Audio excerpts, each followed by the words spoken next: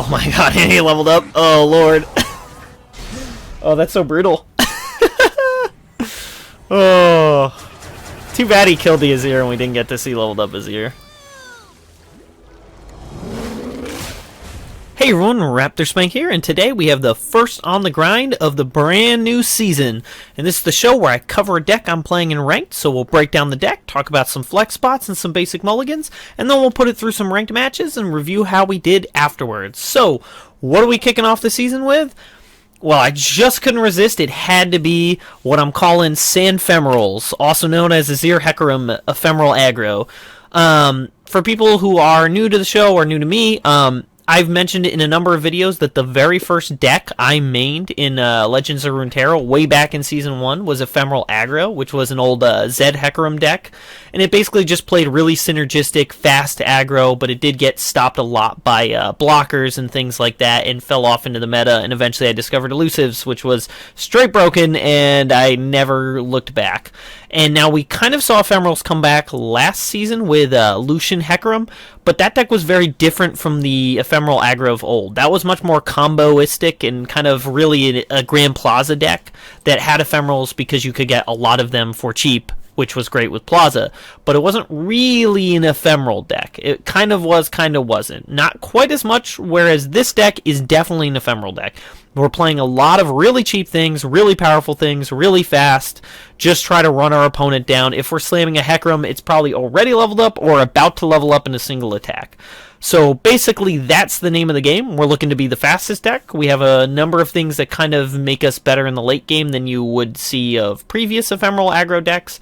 But all in all, we're looking to be fast, run our opponent down quick, just relentless aggro using a bunch of new cool cards. So, what do we start with? The champion package. And that begins with probably the best card in the deck, which is 3 copies of Azir. Azir is so insane. This champion ended up being so much better than I had hoped he would be, and he's so good for this deck for a number of reasons. One, very hard to kill him the turn he sticks down. 5 health is so huge that he's very sticky, and he never has to really attack. And because of the nature of this deck, it's not actually a bad thing. So if anything attacks, it summons the Sand Soldier while he's out there. So that's really good, but that fills our attack board up pretty quickly. So often we would have more things attacking than we basically can fit. So we'd have something attack, which would create a Sand Soldier, which will bring back like a Shark Chariot. So having something that doesn't attack, like Azir, is actually perfectly fine for the deck.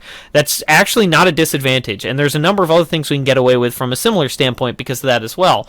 So him being a weak body in terms of like actual raw power on his own, not really a problem. We just need him there to keep creating things every turn, and once he levels up, he's going to be even better because then he does become a win condition on his own because we can very easily get him to 6 power or more, and also he pumps everything that gets summoned, so even better. You will never see level 3 Azir in this deck. We don't have Sun Disc. I don't think it's worth it. I wouldn't add it to the deck, and even if we added it into the deck, the chances that we actually level it up are basically 0. Like, it's just not going to happen, and to try and make it happen, it would just cost the deck too much to do that. So, you'll never see level 3 Azir, but you will see level 2 Azir in a lot of games. Pretty much anytime you see Azir, you'll probably see level 2 Azir because of how quickly we can level him up in this deck.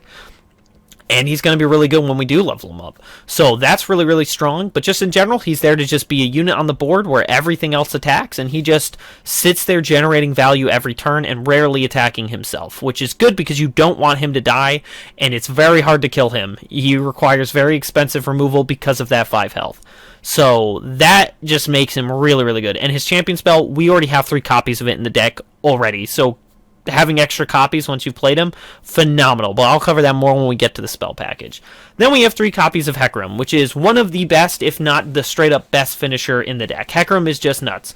He's very expensive. He's fairly easy to kill for that cost because vengeances and stuff like that are coming down on the turn Hecarim comes down, whereas they're not coming down on the turn Azir comes down, which is why the 5 health is great for him and kind of mediocre for Hecarim. But generally speaking, if Hecarim's hitting the board, we've probably already leveled him up. Or when he attacks, he's going to level up. It's extraordinarily rare that I play a Hecarim and swing with him and he doesn't level up. or isn't already level up at that point. So that's really great. Our deck is phenomenal at leveling him up. One of the best decks I've ever seen for actually leveling up Hecarim fast, which was kind of the hallmark of the original ephemeral aggro. So he's one of our best finishers because he has Overwhelm. He puts 2 more bodies on the board when he swings. He brings back the Shark Chariots and all that lovely jazz, and then he pumps them if he's leveled up. And then, yeah, he's Overwhelmed, so he just gets past blockers as well. So even if they've managed to come up the board, by that point we should have their health total pretty low, and Hecarim can often close out the game there just with his own power.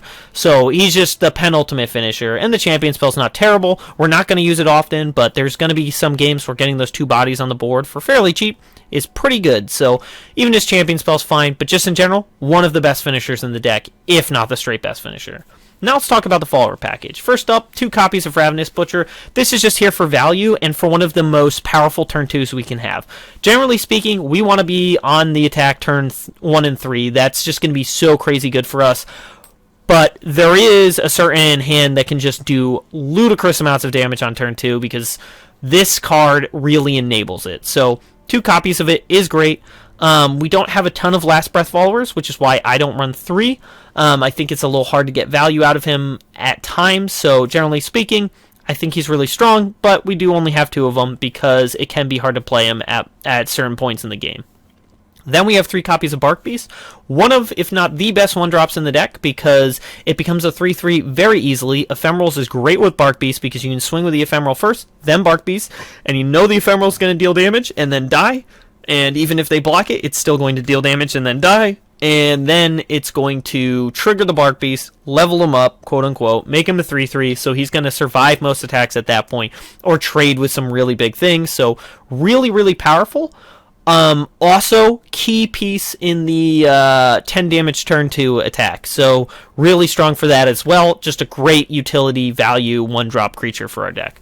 Then we have Dunekeeper, which definitely competes with Bark Beast for that best 1-drop in the deck.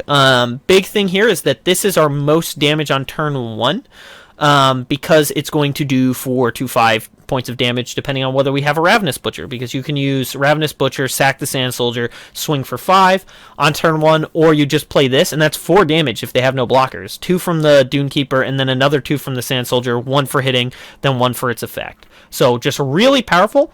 And it also turbo levels Azir really well because it's 2 bodies for 1, and it happens on turn 1, so we're already getting towards that, and we're already getting those ephemeral triggers for Hecarim. Definitely the best turn 1 play if you're attacking.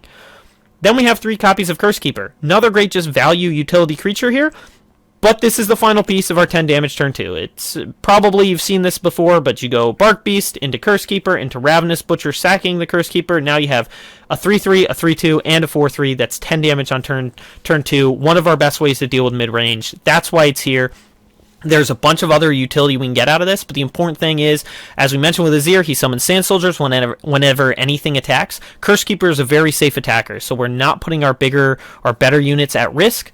We just swing with a Cursekeeper that, hey, if they kill it, that's great for us. So we just swing with that, get our Sand Soldier, get anything else that comes with the Sand Soldier. So just a really good value card, and we have a number of ways to sack it in the deck, so we're not going to really have too much trouble getting this killed to get the 4/3 out of it. So that's really, really good. Then we have 1 copy of Evershade Stalker. This card's phenomenal. It's seeing a lot of play right now. It saw play in the Lucian Hecarim thing. Originally, I ran 3 of these in the Lucian Hecarim, and I realized how foolish that is because you really only need 1. The only reason you'd have more is to consistently hit it, but honestly, it's not a card where you have to hit it consistently, so just having the 1, that way you can trigger Nightfall, play it, and then just always have 1 in your hand, so you can always build up the board. It's really, really good. That's the best thing out of this, is that you can essentially keep using it to fill the board every single turn.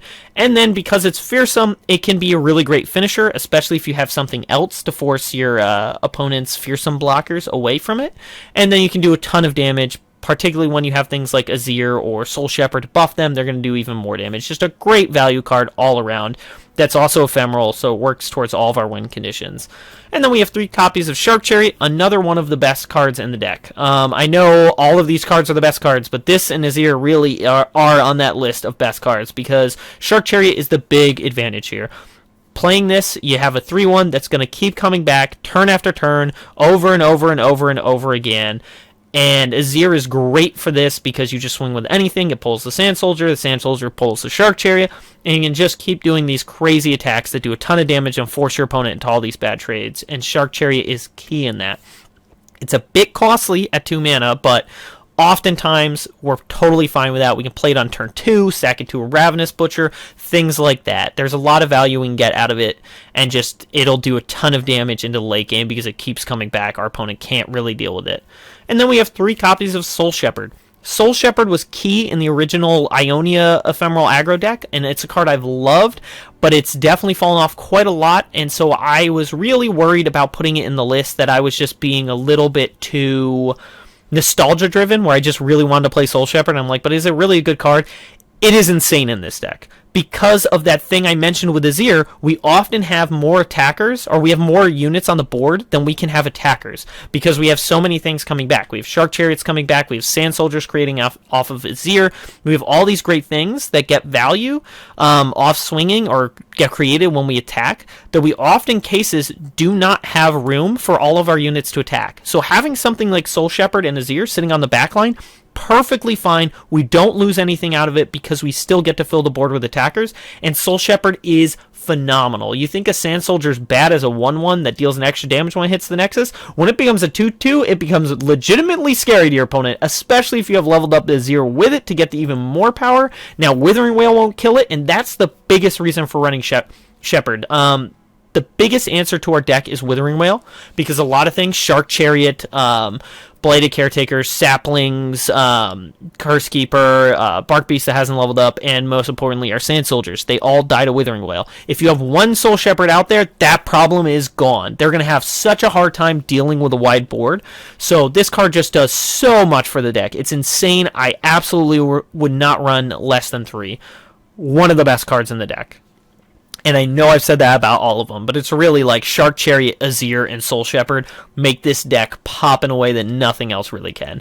And then finally, 2 copies of Blighted Caretaker. I used to run 3 of these. They get bricked in hand a lot. We don't have a lot of Last Breath followers. We don't have a lot of things that are great to lose to it, essentially. And that's why having 3 can be really bad. I dropped it for another spell that we'll talk about in the spell section, for an extra one of that instead.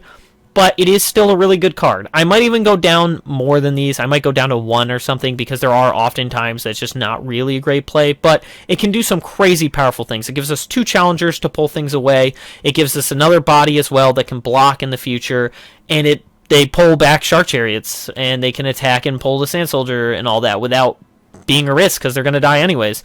And even better, 3 mana, 6 power, 3 units. That's so good for leveling up Azir. That's an incredible amount. You'll turbo level Azir with Blighted Caretaker. So a lot of good things. You can go Curse Keeper into it. If you're on turn 5, for example, you can play Shark Chariot, then sack it to the Blighted Caretaker, because the Saplings will bring back the Shark Chariot anyway. So that's not even a loss. So there's a number of things like that, but there are plenty of things that we don't want to lose, and then you get into a little bit of a tricky situation. But 2 of them, really strong, solid inclusion. Now let's talk about the spell package. First off, 3 copies of Glimpse Beyond. It's just incredible. We have so many things that are going to die anyways, and it's just a great way. If your opponent's going to kill something anyways, if it's going to die in combat, might as well sack it to draw cards. Because of this, we often don't run out of cards. I rarely have found myself top decking with this deck, because things like Glimpse Beyond and other spells like Unspeakable Horror keep your hand full so often that it's just, you don't really have to go down to top deck mode often, and that's just a great feeling. So, awesome card, great utility, get a lot of value out of it, it's great. Then we have 3 copies of Unspeakable Horror. I've hem and hawed about this card a lot. We're not really a Nightfall deck, but we can trigger it semi-easily, and if we can, then we get another card out of this, which can be really great. We can get a lot of random cards that just win us the game out of nowhere, like the Elusive unit, or the Doom Beast, or even the Overwhelmer can be good at certain times, and then I've gotten a lot of Signars that have been great for the deck, so there's just some extra added value tapped to that, and then we can also use it as removal, which is kind of the main idea, but we can also point at Nexus, and that's the big reason I went with Unspeakable Horror, because we can always point it at the Nexus and kill our opponent. And the lifesteal off of it, really good for making sure that we're the fastest aggro deck. Then we have 3 copies of Arise. Man, I wanted this card to be good, but I was looking at it, I'm like, 3 mana, 1/1. That seems like that could be so bad. The card is insane. this card is incredible. I mentioned that the champion spell for Azir was good anyways. I love the 3 Arise. It's so good because it happens at burst speed. Your opponent does not get to react. If you have something like a Soul Shepherd out, this is going to do so much damage. You can cast a bunch of copies, so if you have 9 mana, you can make 3 of them, swing with all 3 of them. If in Azir's out, you're going to get another Sand Soldier.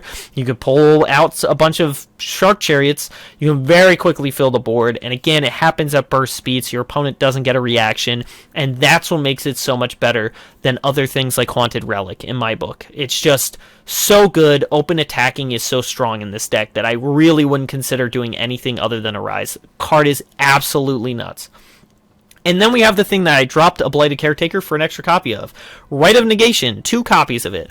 Honestly, I'm debating about going to 3. I might even drop another Blighted Caretaker to go up to 3 of these, because this card is insane.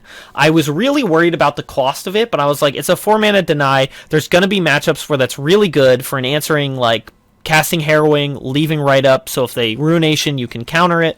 It just seemed like there was going to be times where it was worth it no matter what.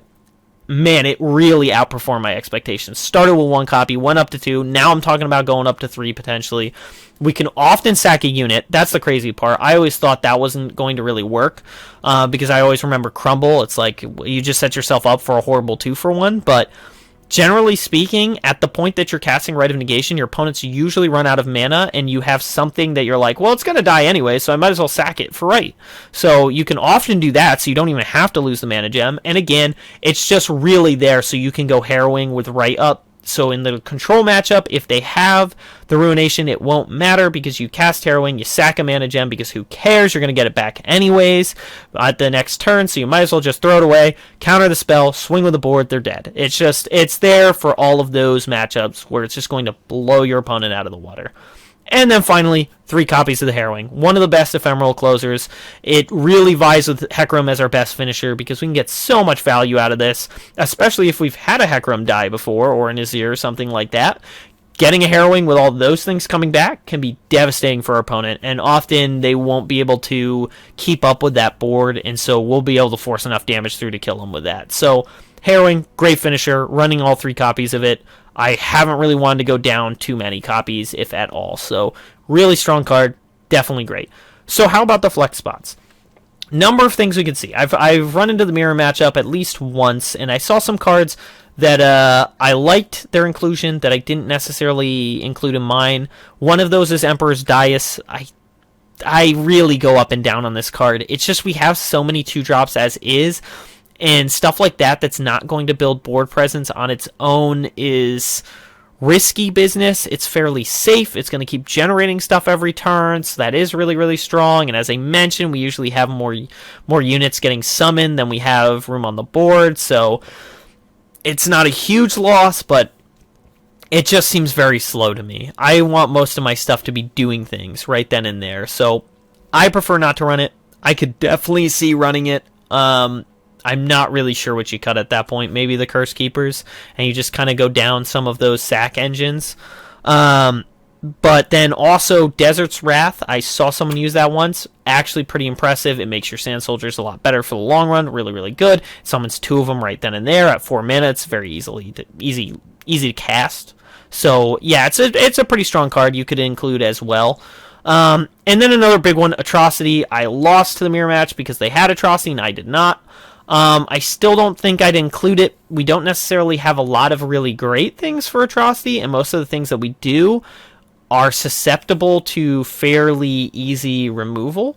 So that's my biggest problem with it, but it definitely would be good for like the control matchups and stuff like that where you can play a Hecarim and then fling it at your opponent. So I hem and haw on it. Right now I'm not currently running it. I'm thinking about it. Maybe one day it'll end up in the list for me, but it's definitely something you could consider if you're feeling a little too slow or you're dealing with too much control. Then into some other stuff. Life gain can be pretty big, so some obvious inclusions you can make are things like Darkwater Scourge. You could place the Blight Caretakers with that and just be like, alright, well, this is one huge ephemeral. Your opponent's not going to want to block it because whatever blocks it is dead, and it's going to force a lot of damage through, and just it'll heal you up a bunch as well. So that would be good for beating other aggro decks, so that's something worth considering. In a similar vein, you could go Neverglade Collector. We have things that die all the time, so you're going to do a ton of damage to your opponent. That might even be a better replacement than, say, Blighted Caretaker. Drop it for the Neverglade. That's something I'm considering as well, since it gains you life and burns your opponent, and it kind of fits nicely on our curve. We have a lot of low-cost stuff, so getting a 5-cost out there isn't that difficult. So that's something to consider as well. And then one of the bigger things I'm debating myself, you can go Black Spear. That would be much better removal than Unspeakable Horror. We lose the burn, and we lose the potential utility, but we're going to be able to deal with a lot more threats. So if we start having more issues with things like Renekton or other big units where our opponent is able to just outgrind us a little bit, Black Spear is a great way to answer that. So that's something I'm definitely considering, and I'll probably try. So you can get an update on that next week with a meta check. I'll probably have played Black Spear version and have a better idea of it then.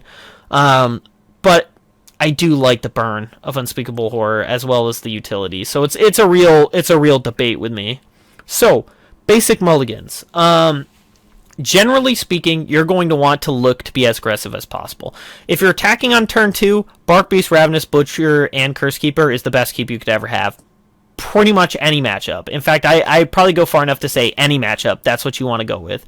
I'll pretty much keep any Azir, no matter what. If I have a hand and Azir's in it, I'm going to keep it. It doesn't matter the matchup. I'm going to keep Azir in my opening hand. It's just way too good.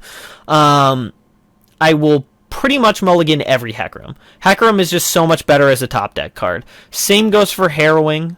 Rite of Negation I'll keep into specific matchups, but generally speaking, I'm looking for units. I'll mulligan most things that are spells. I'll mulligan Hecarim. I'll only keep a Blighted Caretaker if I have something like Curse Keeper to go into it with. Shark Chariot's a good keep. Soul Shepherd's a great keep as well. If you're attacking on turn 1, I'll keep a Dune Keeper every single time. It's just super good no matter the matchup. So for aggro, you're going to want to be the fastest deck. That's just basically what it is. Look for those super aggressive starts. Either that 10 damage turn 2, or look for like the Dune Keeper turn 1, Azir turn 3, that sort of thing. Just try to run them down as fast as possible. It should be doable. Harrowing can be really good here, but don't keep it in your opener. It's just something that if you draw into it is awesome. Same goes with Hecarim. For mid-range, that's where the 10 damage turn 2 is going to be incredible. The 4-3 lines up really well against mid-range threats. The Ravenous Butcher lines up really well against mid-range threats. Bark Beast lines up really well against mid-range threats. Bladed Caretaker can also be good for forcing suboptimal blocks for our opponent. Azir should be pretty strong too because he gets free value every turn, and it's going to be hard for a lot of mid-range decks to kill him, at least in the early game. It's going to be mostly challenger-based removal, and that's going to take a little while to come online in most matchups, so that's what you're looking for there. Harrowing also really good in that matchup. Hecarim can be good too. Then into control, Rite of Negation. That's what you're looking for. You might even keep a Harrowing. This is like the one matchup where you might keep a Harrowing, but generally speaking, look for a really aggressive hand. Keep a Rite of Negation, so by the time you find some crazy payoff, you can play it with Rite to keep it alive and kill your opponent. So that's the biggest thing I would say in those matchups. That's the cards you're looking for. Glimpse can be good too to keep your hand full, so just look for things like that. And that's the deck for this episode, so you can find a deck code as well as a deck link in the description below. And now let's just jump straight into some ranked matches and see how we do. Interesting. Okay. Karina Control maybe with Kindred? Where it's spiders? I don't know. Weird. Weird is what it is. I mean, Harrowing can be good, but probably not worth keeping. Dune Keeper is fantastic, though. Actually, that's pretty solid. We can go Curse Keeper into Bladed Caretaker. That's pretty strong. Okay. Oh, we have him on the back foot already. And we still get our Hecarim trigger. This is still a pretty bad hand, though. It's a little bit slow. That is phenomenal. That is exactly the kind of thing we want to see. He could have Withering Wail, and that would kind of suck. But if he does, we still do the 4 damage. Oh my. Alright. Well, that sucks. That is just straight up GG right there. Holy crap. That is the worst thing to have ever happened to me using this deck. Oh, it's concurrent timelines. Weird. Why are there so many people playing this?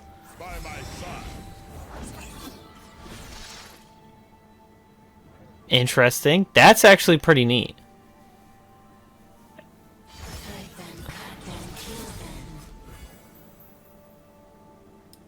I mean, we'll try this. See if he can kill it. Okay. Well, that's the first good news. My turn. Yeah, we could take that hit. Now I can play Soul Shepherd, but I don't have anything that actually goes with Soul Shepherd. Did I already level up? Oh, wow. Quick Azir Hand. Shame that we weren't able to actually benefit from it. Yeah, I mean, I'll do this. For sure. If we get another Doomkeeper off the top, that would actually be phenomenal. That doesn't count as slaying for him, so that's also pretty sweet. But I can't actually attack. So, 18 health, not killing him particularly quickly. If he taps out enough that I can play this Hecarim and swing, I have at least these rights of negation that can kind of help. I could take 4. We're at 14. I guess I could play this Hecarim. I mean, worst case, he what? Crumbles? I'm trying to think if there's anything new that can really mess with this Hecarim. I don't think so, but I don't know that. And that's fine. That's not really scary at all, to be honest. Okay. Okay, so he did that just so he could get this value. All right, I think that this is pretty neat. This is pretty neat. I'll give him credit for that. That's a really cool combo with the concurrent timelines, and it's a fairly cheap combo too. So, okay, we are in fairly good shape right now. I guess you could argue that there was no point to swing with this. Let's see what he goes for. Okay, so in this case, we will definitely kill an ally to stop that. Oh, it stops all of them. Oh, that's actually pretty neat. Okay. Welcome to Value Town. Population us.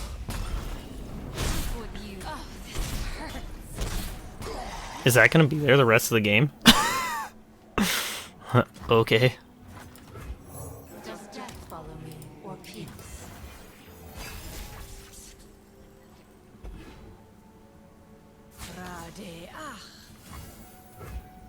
Yeah, I can take that hit. So I can't actually... I can't Harrowing next turn plus, right? Unfortunately. That's fine. Its heart beats fast now. It knows. Well, I guess it's gonna die anyways, right? So I get some value out of this.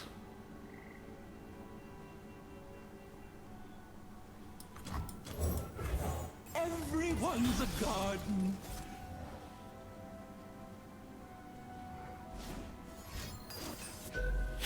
Okay. I could have countered that, but I want to keep this for a Harrowing turn. We're gonna go for Harrowing here and see if he has the Ruination. And if he does, that sucks, but we can still get some value out. We can play this Spark Beast and we still burn at least one. Oh, it's not going to get its trigger, right? That's a non-bow, right? Or does it get the trigger because... Oh, it's because it's play. Yeah, okay. Alright, that's neat. Now we just have to hope he doesn't hit too much. That's great, is what that is. That is fantastic. They will. We will play this.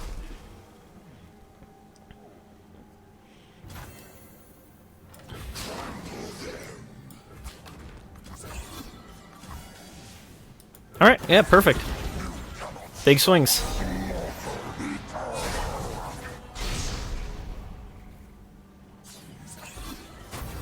And we have one blocker left over. I think he's dead, right? Did we just kill him? Then he takes... Yeah, he's still dead. Yeah. Oh man, Harrowing. So broken. I was right though, that was Karina control. Okay, I've actually run into this deck before, but I've never seen it do that with the Nightfall minion. So I get it a lot more now. That's actually pretty neat. I get the combo now. That's cool. But yeah, we still come out on top this time around. Perfect. On to the next. Interesting. I mean, I guess we see this every every expansion. New region added. Gotta try it with Ezreal. I'm not really sure what Ezreal could gain from this, but it's potentially good. This hand is absolutely insane. Even without the turn 1 Dunekeeper value, this is still a fast keep. And Arise honestly should be very strong into this matchup. We're totally fine if he uses stuff to deal with threats early. Because the problem with him being Piltover is that he is one of the few decks that can actually deal with Azir on the following turn. Ooh, I wanted to play Shark Chariot. That's what I wanted to play. But second Dunekeeper is actually pretty insane. This is a good turn 2. Typically, Dunekeeper into Shark Chariot is like one of the best combos we can do. I really want him to spend another mana. Right now, he can still kill my Azir. Next turn. Oh! Oh, perfect. Perfect. That's great. I don't care that all of my stuff is dead. That's fine. That's not a problem. Azir getting to live through next turn is well worth that.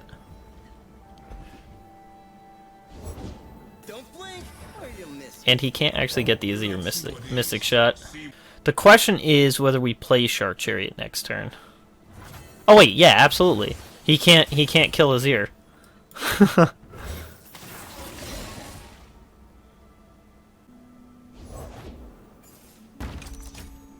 Okay. Yeah, it's not worth using Rise. This is going to be phenomenal later on. Okay. Interesting. Yeah, I mean, we're fine with that.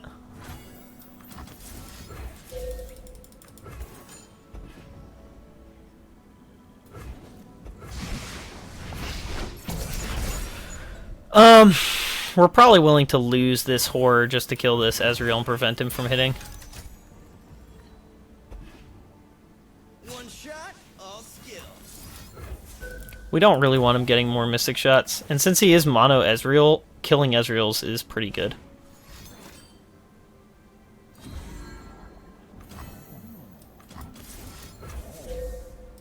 Okay. You get out of here. Does he have another one? How much mana does that cost? 1 mana?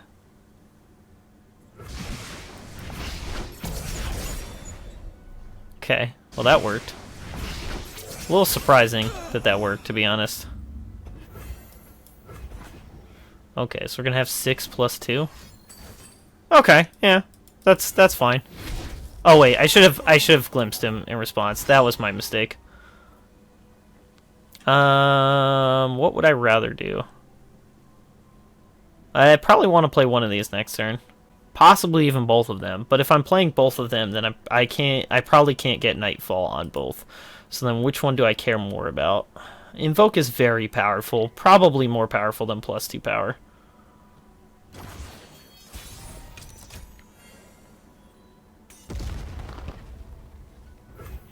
Okay. The Emperor commands, the land obeys. Close to leveling up our Azir.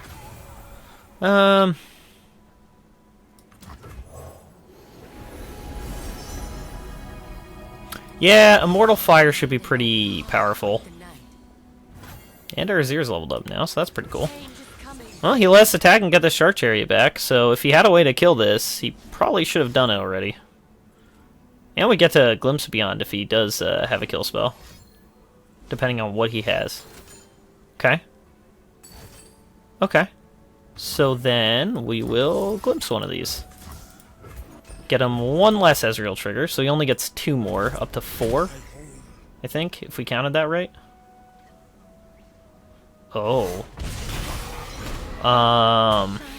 Softly. Do I play this? No. I banked the mana. That is very good.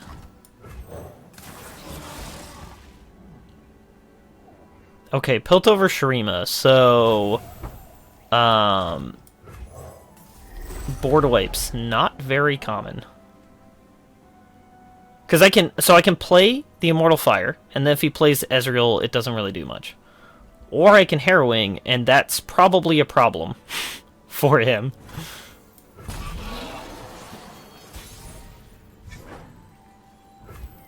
Or we play Hecarim. When in doubt, Hecarim him out. If he plays a Thermo. Okay. Alright, that's fine. Couldn't care less about that. Oh! Yeah, and we win. GG. So we kill an ally. Kill this. Stop that. I'm telling you, Red and Negation, man, I did not think it was going to be this broken, but it is so broken. Oh my god, and he leveled up. Oh, Lord. Oh, that's so brutal. Oh. Too bad he killed the Azir and we didn't get to see leveled up Azir. But I mean, leveled up Hecarim's always fun. Yep, negative 15. Gonna be honest, not really seeing anything there for me to suggest that that Shurima Ezreal is good. Not really seeing the reason for going for the region. Probably someone who just really likes Ezreal and is just jamming it. I definitely did that a fair bit in my own day, and now seeing that makes me want to try Shurima Ezreal just because I love Ezreal so much. But yeah, it doesn't seem particularly great, but I'd have to really try it more to see decisively. But we'll take it on to the next. Uh-oh.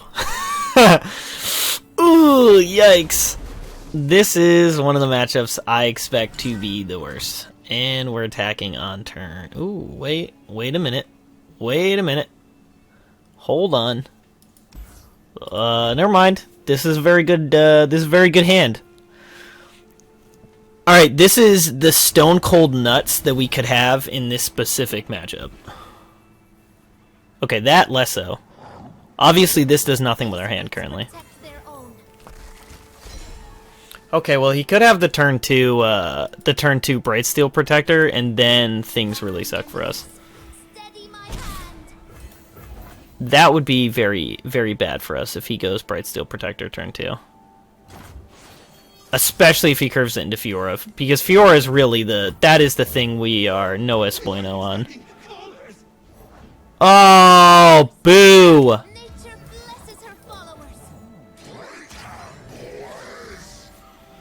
Okay. Well, we don't swing. But that pretty much is the end of our game. Uh-huh. Man, that is so frustrating. We had the perfect hand for this matchup, and they had the perfect hand for this matchup. Well, we will see what we can do. Okay.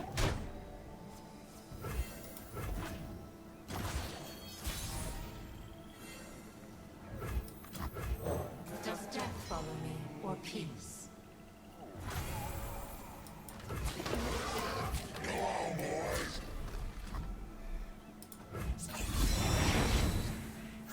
Okay, what you got? Best case scenario, he blocks something with Fiora and uses the 4-mana riposte. Then we make a very sad day for our opponent. Oh, yes! Whew! Okay, 1 Fiora down, baby. Unspeakable Horror doing work. Doing work in the deck. Yep. Alright, yeah, that was pretty big. Definitely a premature scoop. I think this matchup is bad for us, but for our opponent to invest all of their mana in those turns and have it wiped away there, while we still have Azir and he's close to leveling up, that does seem pretty messed up for our opponent. That was a very weird game because that could not have worked out better for either of us. That was the craziest series of turns. I suppose you could argue that the Fiora's Riposte is a little bit greedy, but I don't know what else he's holding. If he's holding Sharp Sight, then that was greedy. Although we could probably punish Sharp Sight. But if he had double Sharp Sight, that's the safest bet. So he should do something like that. And trade with something else into the 4-3, but I don't know what he was holding. If that was the only thing he had, then yeah, that's just bad luck for our opponent. But I mean, we will take it. I don't think that matchup should be good for us, but I mean, having the win on it is something I'm not going to complain about. On to the next. Interesting. Demacia's Shurima mid-range. Kind of scary, so we're going to want something semi-fast. We're on the attack this turn, so that is pretty sweet. I don't really like the Arise. This could be good with Soul Shepherd, though. But I need something. That's not bad, although now I regret not having Ravenous. Nothing turn 1, though, is pretty bad into mid-range. Yep. Oh, this... Oh, that's... okay. Okay. Decisions.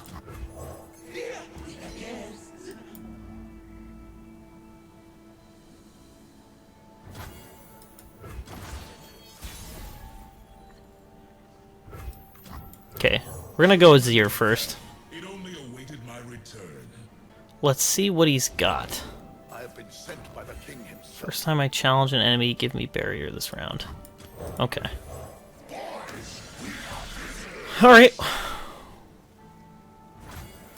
We don't want to risk Azir here. Even though this probably means he just trades with everything and just takes 2.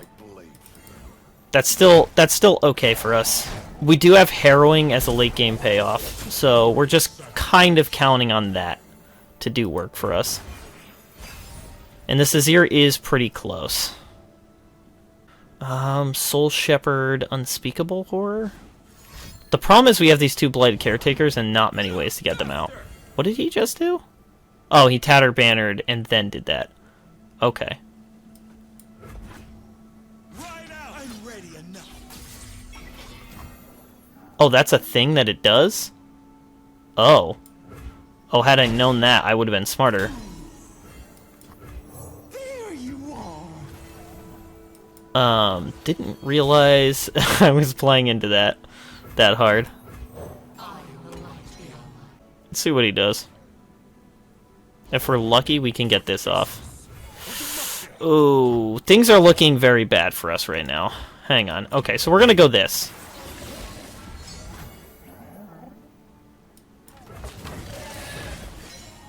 See if we can con him into blocking with Garen.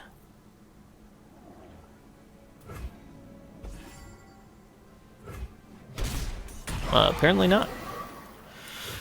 Well, I mean, there is a chance to steal this game.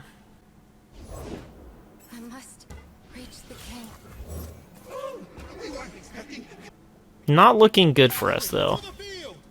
Decidedly not looking good for us. Oh, I forgot that has Challenger.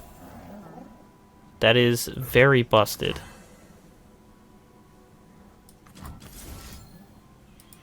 Okay. Well, let's just do this and see what we can find. We could randomly grab something big. Well, that is something big. Don't know how likely that is to kill our opponent.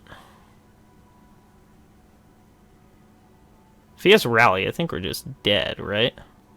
The young prince will be found. Does he have Rally?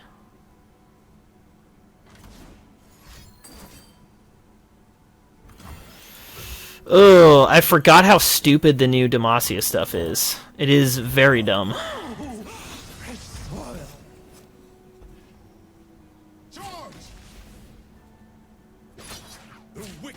must fall. Because, like, this isn't fun in the slightest bit. I mean, I suppose the point isn't for me to have fun, it's for them to have fun, but very frustrating.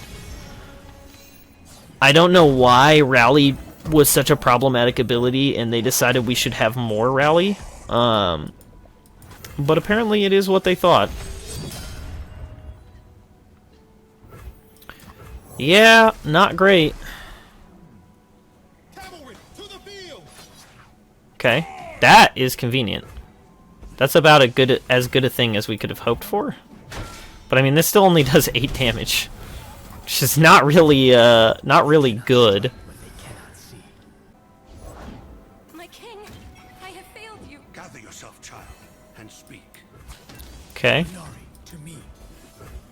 Well, that wasn't the worst case scenario. Now that's only this round, right? Yeah. Oh lord. Right out. Come on, I need a Hecarim. I need like a Hecarim this turn into like Harrowing next turn. That's the life we needed to be living. Ooh, yikes. Yeah, I'm pretty sure this game's doomed, no matter what. So if I block 6 and a 3, we take 5. Yeah, not great. If I do this, I die if I try to trade with everything, so... If he has a rally spell, we're just dead.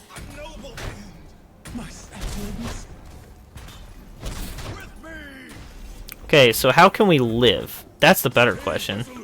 I guess I should have played this, but... And that's the game. Yep. Unfortunate.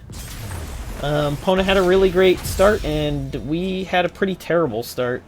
No turn 1 when we had the attack on turn 1, and that's pretty much the worst case scenario we can be in.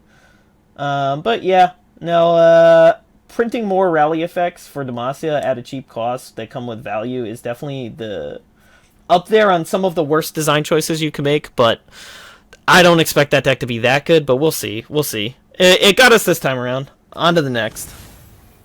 Mono Shurima. Okay, so this has gone well for us the last 2 times, but that's usually a sign that things are going to change. This is actually pretty strong. Glimpse Beyond is good. Arise can be good too, but we don't really have much to go with it. Yeah, we'll do this. Ooh. If only I was attacking turn 1 and turn 3. Okay. Okay. I don't know why I expected anything else. Of course they played Sun Disc on turn 1. If you're playing Mono Shurima, you're playing Sun Disc. There's no reason to play Mono Shurima with anything else. Does he have a 2-drop? There's lots of good 2-drops. Okay, perfect, perfect. If he wants to trade with this Bark Beast, that's fine. We're an aggro deck. We're looking to run our opponent down as fast as possible. It's not really one to be playing cautious. It should be hard for our opponent to keep up with us. Although, this is a little bit scary, because I don't really want Azir or Soul Shepherd to, okay, we'll play Azir then. I don't really want him to have Vulnerable, but... Okay. That's fine, I'll take the 2. I'm still ahead. I'm still ahead in the race, and your Azir is now damaged. And he's summoned 3, I've summoned 4.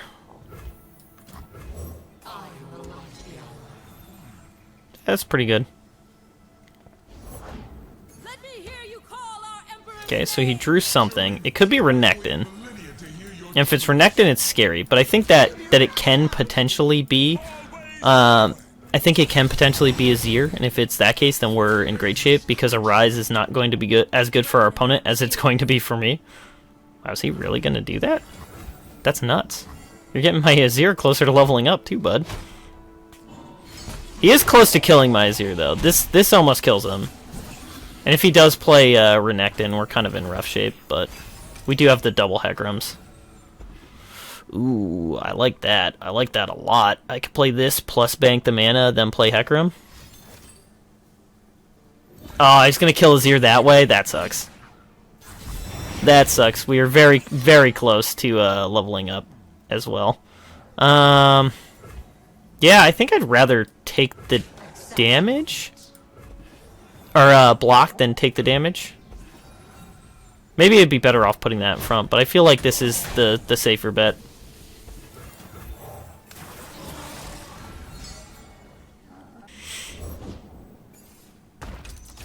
Yep, that's fine. The fact that he didn't play Renekton that turn tells me that he probably did pull a better Azir. Ooh, Arise is sweet, but we are not quite there yet.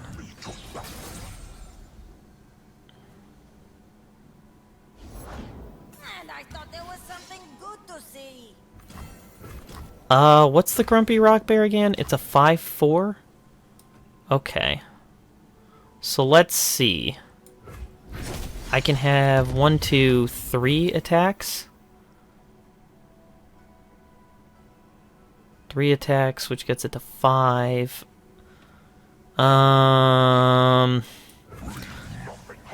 Honestly, I'm fine with this, I think, and then we just play Hecarim next turn, and this Rock Bear dies now.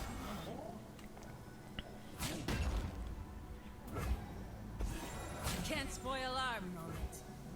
You should watch this. That's a little unfortunate that that doesn't die. Okay. And then it doesn't die. Alright, well that... Things are going as well for my opponent as they possibly could. But... I have another Hecarim. And he has not leveled that up yet. I will definitely trade with this Escaped Abomination because it is probably not going to attack anytime soon. Okay, so he drew something else. I have waited millennia to hear your cheers. Yeah, I'll play this. We will play the Hecarim. Because I can Rite of Negation if he happens to have something that can kill this, but I don't think there's anything he could have that really would.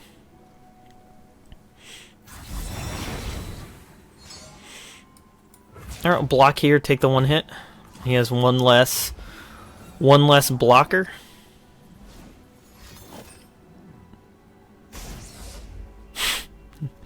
Oh man. That is so cancer. Frustrating, but it's fine.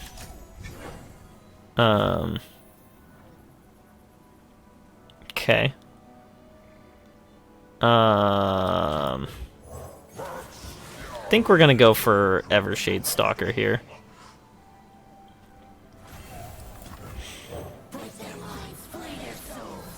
I think we want to keep this Rite of Negation up.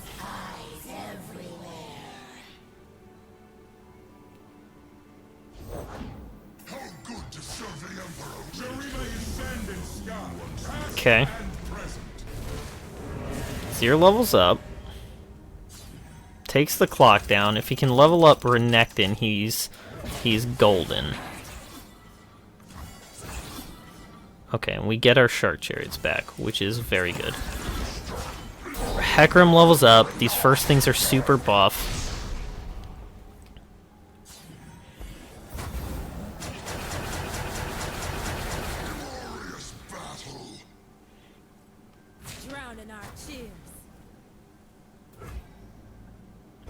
That has you dead.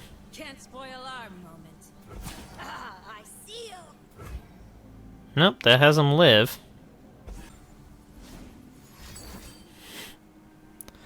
Well, he has no more in the deck, and we know that for a fact. That said, that is the biggest load of crap I've ever seen in my life. I'm so sick of that card. He had all 3 copies. Are you serious? Odds of that, extraordinarily low.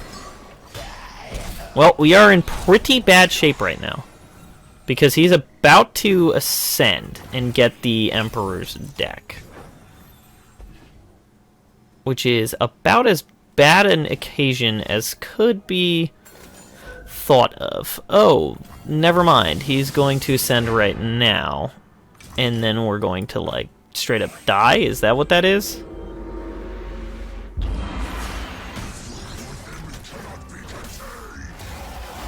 Oh, I should have countered that. That was a counterable spell. That was a mistake. That was a huge mistake on my part. Alright, well, I deserve that then. Yeah, I deserve the loss on that one. Well, Harrowing off the top and we win.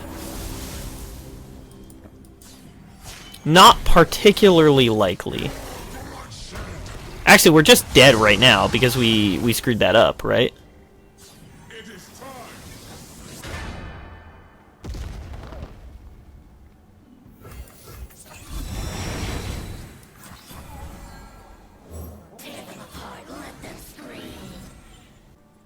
Okay, I think I may have accomplished surviving.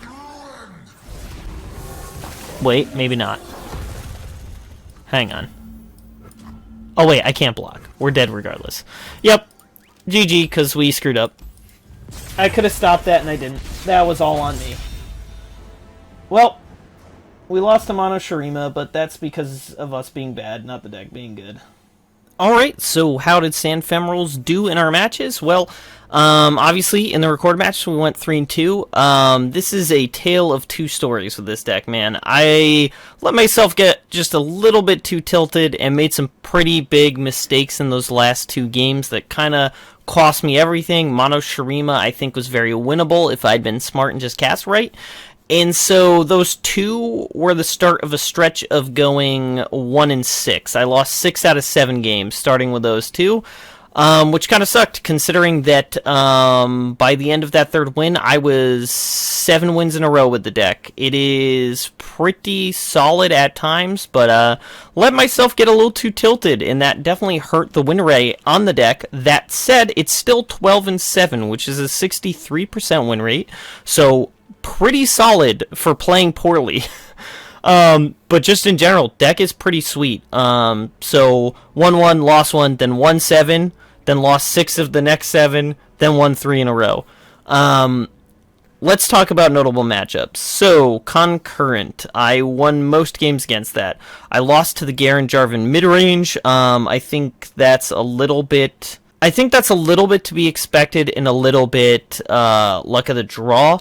I lost to a Lucian deck that had the absolute insane nuts running. They had the double landmark summoning Sand Soldiers. They had turn 2 Lucian.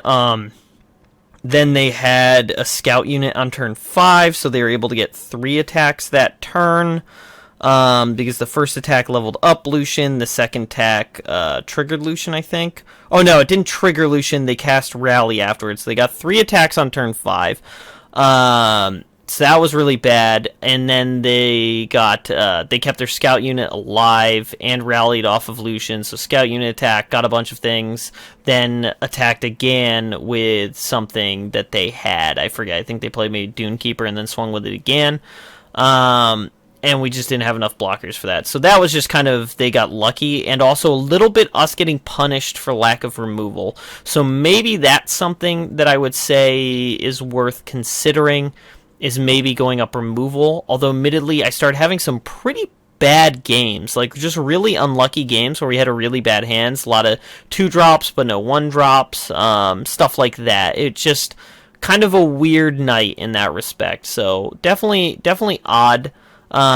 Worth considering going up more removal, but I'm still not 100% sure of that because we really are best being an aggro deck and just trying to run our opponent down. I lost to Lissandra Trundle Control, but that was before I added the second Rite of Negation, so that matchup should be better now. The control matchups are a lot better because we have Rite. I lost a mirror match, so that was a little bit funny. I didn't actually expect to see a mirror match. I also lost to Decisive Renekton. That was a very neat deck. But some other major things. Anivia Control, we beat it. Mono Shurima, played it 3 times, went 2-1. Fiora, I think that matchup should be bad, but we beat it, so that's crazy. The Ezreal deck was kind of weird, so I wouldn't really think about that. Concurrent, or just... I'm just going to lump it all together right now because they're still settling out, but Piltover, Shadow Isles, Kindred decks, whether that's Concurrent, whether that's Karina Control, because I'm seeing that as well. Let's see. I think we lost to it once, and we beat it like 1, 2, 4 times. I think we went like 4-1 against the deck, so that matchup's pretty strong, I think. Yeah, just in general, it seems to be pretty decent against the field.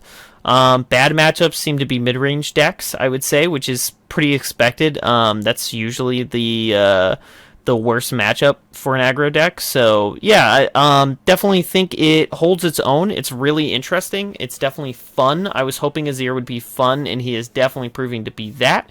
He's pretty hard to deal with on turn 3 because I'm pretty sure the only faction that can. I mean, I guess Shadow Isles with Crumble can potentially kill Azir on turn 3, but otherwise it's pretty much just... and I guess you could argue if they're attacking turn 3, Remembrance. But the only spell that's going to kill Azir on turn 3 is like Thermo or like Hapless Aristocrat turn 1 Crumble, which nobody's playing that. So that's really unlikely. But yeah, Azir is really, really strong. The amount of health they gave him is pretty incredible. And the fact that he gives you that unit every turn, and that makes Shark Chariot even better. Soul Shepherd is so good in this deck. It's basically what Plaza was for the Lucian deck. Because that 1 extra health is pretty critical many times. Because that gets us around Withering Wail, which is one of the scariest cards for a deck like ours. So Soul Shepherd is just absolutely nuts. Definitely would run it. Rite of Negation is insane. It's actually incredibly good. I was tempted to go up to 3 copies, and I haven't yet, but it's something I'm definitely going to consider because of the fact that mana gems going down them hurts, but we can often sack a unit and not even have to go down the gem, and then if we can't sack a unit, we can always go down the gem in like the nth hour if it's just like go down the gem and then kill our opponent. Hecarim is crazy good. Harrowing is crazy good. So it's just we get to play a lot of really cool cards, and they're really strong in our deck. So definitely, this is really fun. This actually, in a weird way, almost feels more like Ephemerals than the Lucian Hecarim version did to me. I played it and thought it was kind of interesting, but it did feel a little less Ephemerals and a little more just Shadow Isle aggro goodness, with stuff like the Curse Keeper Ravenous Butcher being a big part of it, whereas this is Ephemerals. It is very much Ephemerals. Wondering about the Haunted Relic or something else, Arise absolutely blew my expectations out of the water. It was even better than I expected, and I was already rating the card highly. So I definitely I would highly consider running it. You could pinch it if you want to go up removal, although I probably would pinch Unspeakable Horror first, because the 1 damage was kind of good in some places, but often 1 damage wasn't really the deciding factor, so you could replace that with better removal. I could definitely see an argument for that. The question is what, and that's a little harder to decide, because you always want to do the Deathmark thing. That's just phenomenal, but a lot of our Ephemerals do die pretty easily, and so Deathmark is definitely risky. But yeah, I could see going up life gain too. Maybe go up like the Duskwater Scourges, something like that. That could be pretty strong too. A lot of decks will have trouble with that, so yeah, I'd consider that too for life gain if we're getting run down by aggro a lot. But just in general, deck is really fun. It's really neat. It's even, well, it's as good as I wanted it to be. If come meta check, I give you a big update on this deck and the win rate's even higher, then I would say it's even better than I wanted it to be. But after tonight's performance with that 63% win rate, I'd say it's about where I wanted it to be, where I hoped it would be. But again, I do think a lot of poor play is responsible for that on my part. A little bit poor play, a little bit it's a new expansion, and I don't have all the cards quite memorized yet, so still working on that. And when that comes and I'm a little more familiar with the new cards, I'll be a little bit better off. But yeah, very neat, very cool. Love the expansion so far. Azir is everything I wanted that Bird Emperor to be, so awesome.